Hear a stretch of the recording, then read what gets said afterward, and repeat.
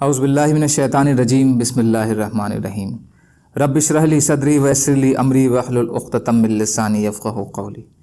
ریاض الصالحین حصہ اول، احادیث نبوی صلی اللہ علیہ وسلم۔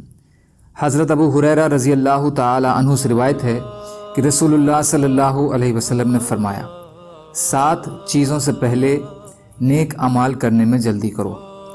کیا تم بھلا دینے والی غریبی کا انتظار کر رہے ہو، یا سرکش کر دینے والی دولت مندی کا، یا بگاڑ دینے والی بیماری کا، یا سٹھیا دینے والے بڑھاپے کا، یا تیزی سے آ جانے والی موت کا، یا دجال کا؟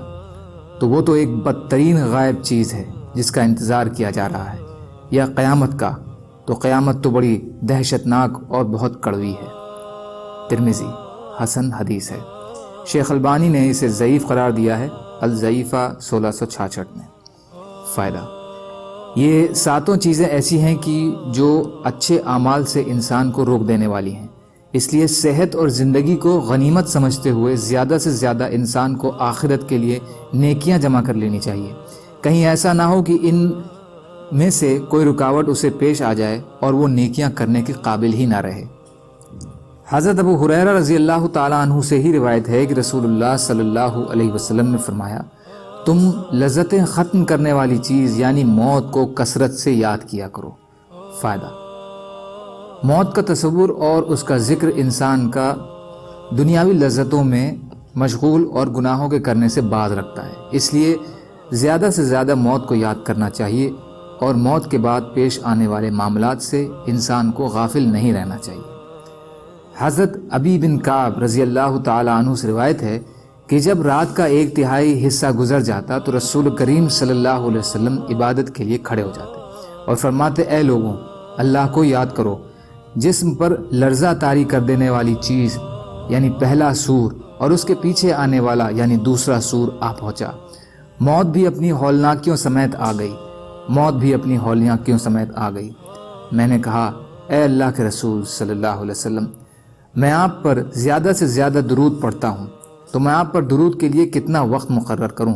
آپ صلی اللہ علیہ وسلم نے فرمایا، جتنا تم چاہو۔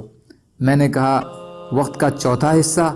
آپ صلی اللہ علیہ وسلم نے فرمایا، جتنا تم چاہو، اگر تم زیادہ کرو گے تمہارے لیے بہتر ہے۔ میں نے کہا، تو پھر آدھا کر لوں؟